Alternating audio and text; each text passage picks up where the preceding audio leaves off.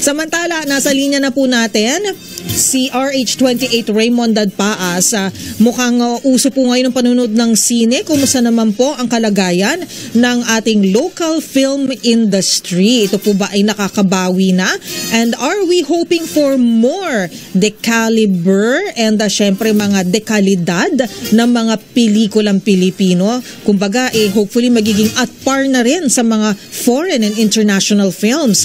Sabi po ni Senator Bongo, local film industry dapat lang daw na suportahan natin.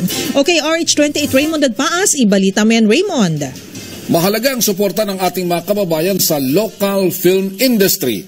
Ito ang deklarasyon ni Senador Christopher Bongo na miyembro ng Executive Committee ng Metro Manila Film Festival simula pa noong 2019. Ayon kay Go, nagpakita ng katatagan ng industriya ng pelikulang Pilipino sa isinasagawang MMFF.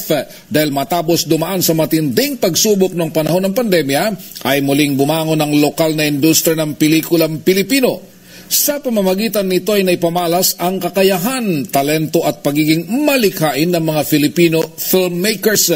Giit ni Go, bawat tiket na binibili upang makapanood ng mga pelikulang kalahok sa MMFF ay isang investment para sa kinabukasan at kultura ng mga Pilipino sa pamamagitan ng pelikula.